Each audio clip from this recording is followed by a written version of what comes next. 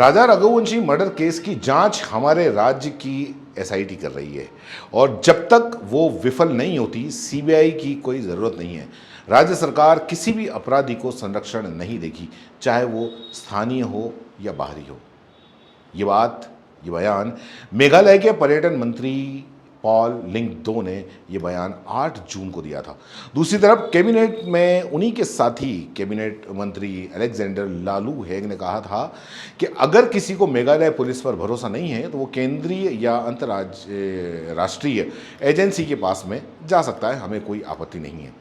दोनों मंत्री एसआईटी की जांच को लेकर इतने कॉन्फिडेंट इसलिए थे क्योंकि टीम 5 दिन की जांच के बाद इस केस में अहम सुराग जुटा चुकी थी। दरअसल राजा का शव मिलने के बाद ही मेघालय सरकार ने इस केस की जो जांच के लिए जो एसआईटी बनाई थी, इसका मकसद गुमशुदा सोनम की तलाश करना था।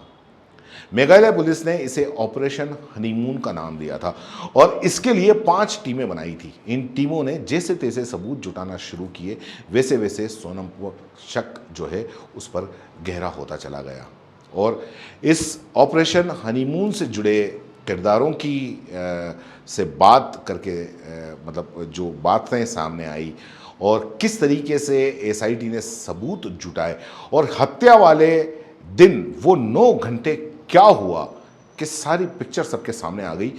आखिर तक आप बने रहें और चैनल को सब्सक्राइब जरूर करें और इस क्राइम रिपोर्ट में आखिर तक बने रहें, इसमें आपको बहुत अहम जानकारी देने वाले हैं और चैनल को सब्सक्राइब जरूर करें। तो ऑपरेशन हनीमून में 15 अफसर शामिल थे। 2 जून को जैसे ही इंदौर के ट्रांसपोर्ट व्यापारी राजा रघुवंशी का शव खाई में पड़ा मिला तो मेघालय पुलिस को यकीन हो गया था कि ये केस इतना आसान नहीं है। और उसके बाद में जो मीडिया से बातचीत हुई उसमें गृह मंत्री प्रेस्टॉन और टैंक्सटॉन कहते हैं कि हनीमून मनाने आए कपल में से एक की हत्या और दूसरे का गायब होना हमारे लिए चिंता का विषय है। सबसे बड़ी चिंता की बात यह है कि इस घटना से हमारे राज्य के टूरिज्म बिजनेस पर बुरा असर पड़ सकता है। अब उन्होंने ये भी कहा कि मेघालय में हर साल 13 लाख पर्यटक आते हैं और राज्य की अर्थव्यवस्था का बड़ा हिस्सा पर्यटन पर टिका है। इसलिए हमने इस पूरे मामले की जांच के लिए तत्काल एसआईटी का गठन किया है।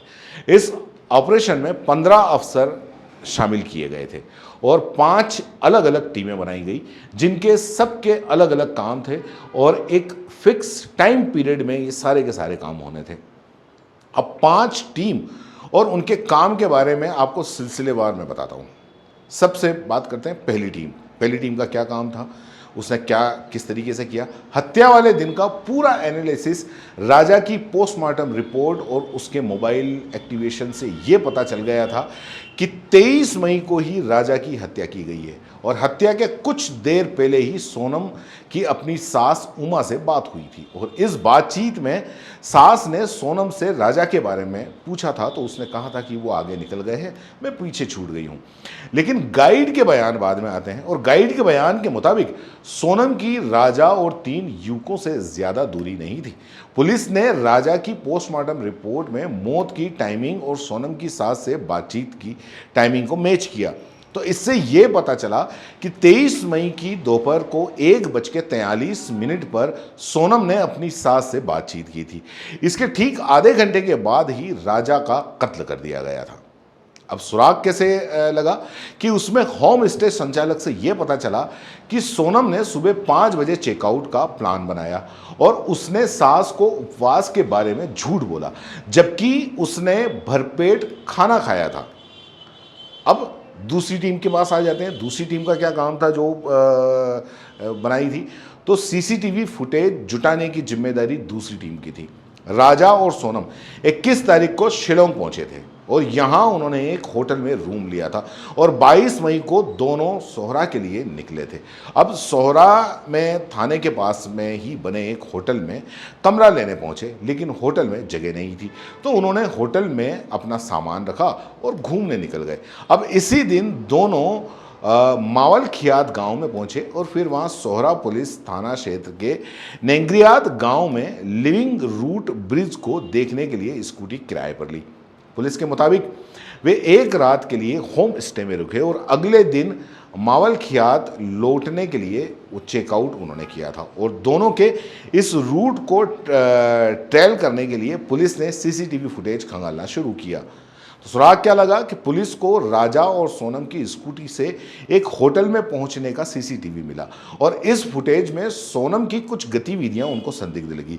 राजा जब होटल के अंदर था तब सोनम बाहर आई और उसने मोबाइल पर किसी को मैसेज भेजे। इसके बाद में वो वापस अंदर गई और दोनों के साथ में बाहर जब दोनों साथ में बाहर आए, सोनम फिर से मोबाइल से किसी को मैसेज भेजने के अंदर जुटी हुई थी और राजा स्कूटी स्टार्ट कर रहा था। अब आते हैं तीसरी टीम पर कि तीसरी टीम ने क्या काम किया। तो मोबाइल कॉल डिटेल एनालिसिस, इस टीम ने सोनम और राजा के फ़ोन नंबरों की कॉल डिटेल खंगालना शुरू कर दिया।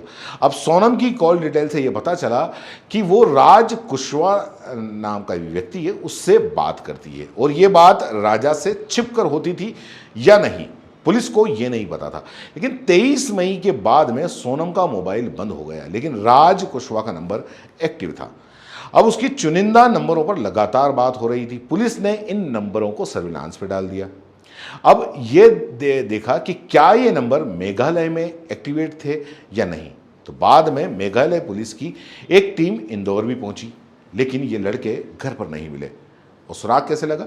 टेक्निकल एनालिसिस से यह पता चला कि जिस दिन राजा सोनम मेघालय आए थे उसी के आसपास ये नंबर भी एक्टिव हुए थे और सोनम के नंबर से इनमें से किसी एक नंबर पर मैसेज उसको भेजे गए थे।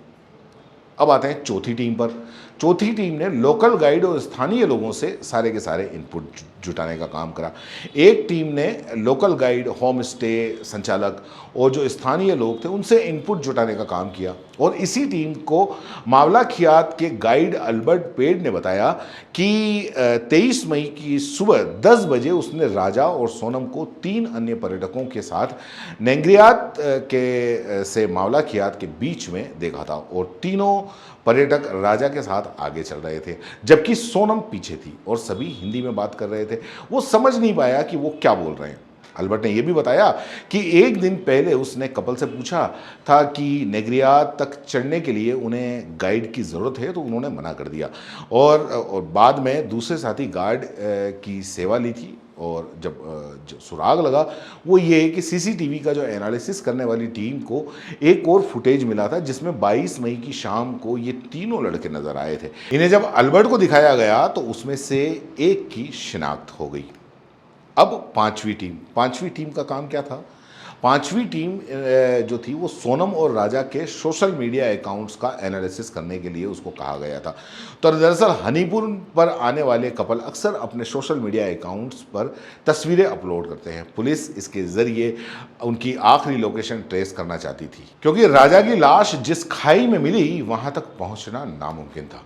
पुलिस की थ्योरी थी कि राजा की हत्या करके आरोपियों ने लाश को खाई में फेंका और सोनम को अपने साथ में ले गए, जबकि पुलिस ने राजा और सोनम के सोशल मीडिया अकाउंट्स खंगाले तो उनकी एक भी तस्वीर नहीं थी। जबकि कई ऐसी जगहों पर ये घूमने गए जहां अक्सर कपल अपनी सेल्फी लेते हैं।